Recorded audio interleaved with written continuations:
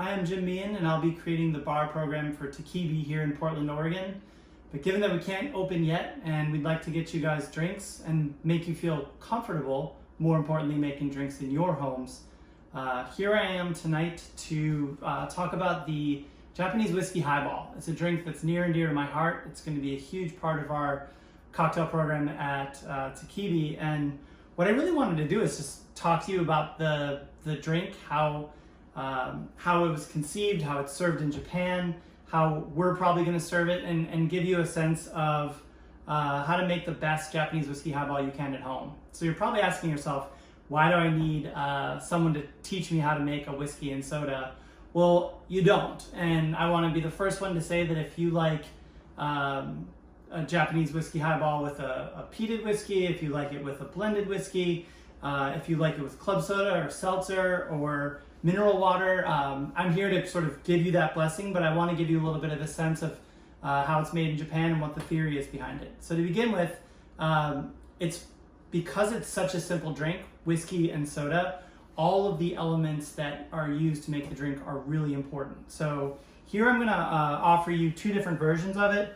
One with ice, with the double-walled titanium H300 mug, which is around 10 ounces, and the other with the double-walled titanium 200, which is around 7.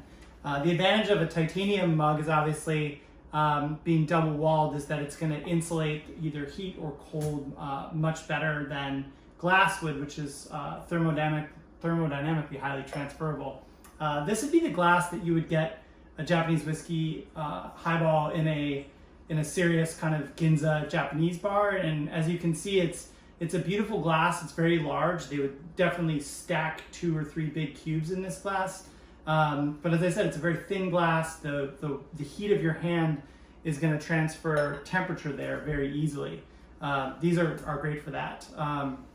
As far as these two different options, as I mentioned, whiskey and soda, traditionally in Japan they make it with a light blended whiskey.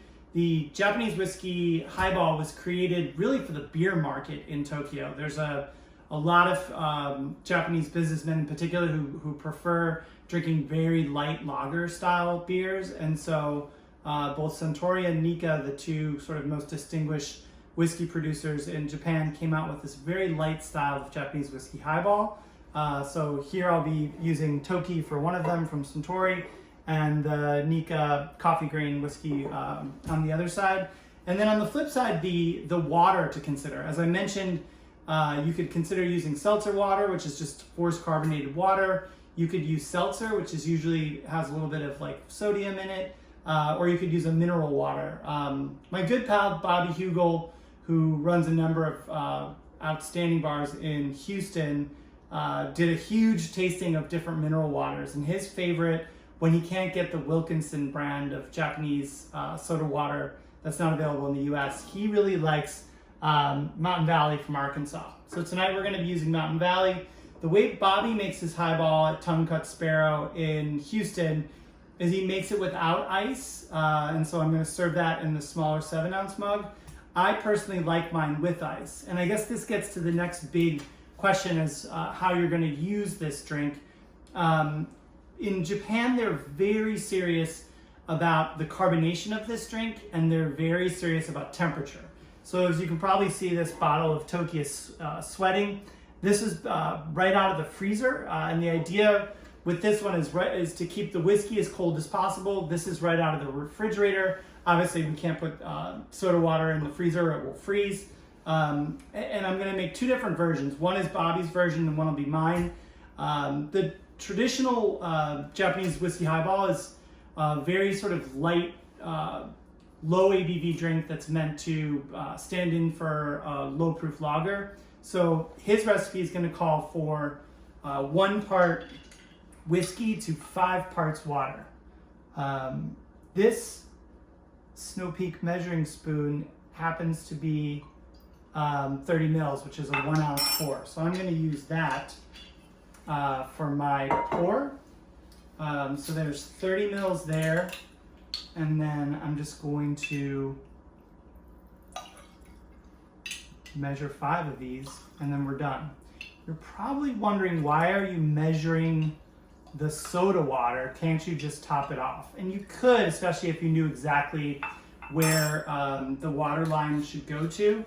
But I'll just say that when you're making a simple drink like the Japanese whiskey highball, you want to really think about the proportions. And what I always say to people about measuring drinks, I measure the tonic in my gin and tonic and the soda in my vodka soda. Certainly I'm going to measure the mineral water in my Japanese whiskey highball. If you like a drink a certain way, you want to be able to replicate that. And the best way to replicate it is to measure everything. So luckily that 5 parts sparkling water to 1 part whiskey comes right up to the edge of the glass, which you can't see. I'm going to make my style of Japanese whiskey highball, which for me, I prefer it a little bit stronger, more 3 parts water to 1 part whiskey. And for me, so for instance, this one is, it's very important that the whiskey is cold because there's no ice to keep this cold. So this glass comes out of the freezer, this comes out of the freezer, this comes out of the fridge.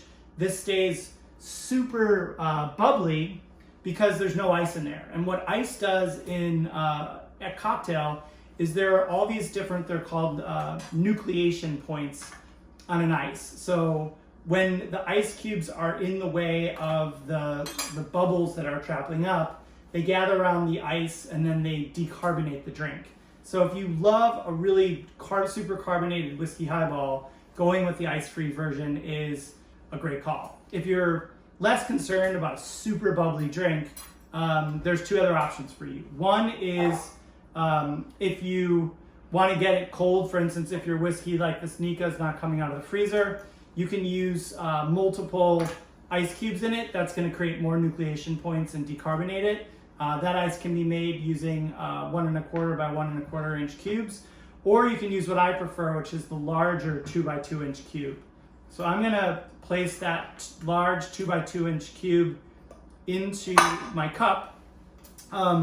One thing to note is that ice, you don't want to put the ice right out of the freezer into the cup and then pour the liquids over it, because then it'll crack. So you want to let your ice sit out just a little bit before you start making the drinks, and then pull these other elements out at different times.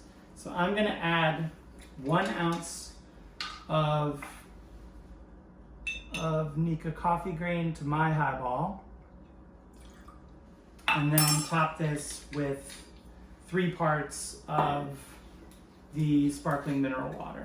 And another thing to keep in mind as you're thinking about the dilution is, what is the alcohol by volume? It turns out that the alcohol by volume of the coffee whiskey from Nika is around 45, and the alcohol by volume, or 45 or 90 proof in the US, and then Toki is 43. So you want to always be thinking about how strong is the whiskey, so you can think about the dilution.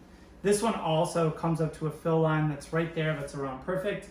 Now in Japan, there are some bars that will add a garnish. If you were having a drink in an izakaya, you might get a lemon wedge. The glass wouldn't be either sort of a thin hand-turned glass or a titanium mug like this, but it might be a beer mug. So sometimes I've seen lemon wedges. I've seen mint sprigs used, especially on a hakushu highball. And I've seen lemon twists on others. I prefer when you make a drink like this, it's so elemental, so clean. It's a very light whiskey. You want to appreciate the balance between the 2 of them. I prefer my highball with no garnish. That way all the aromatics are present. You can have it your way. And I think that's it. Here you have it, the Japanese whiskey highball. I like the 10-ounce version with the ice cube with Nika coffee grain. Kanpai.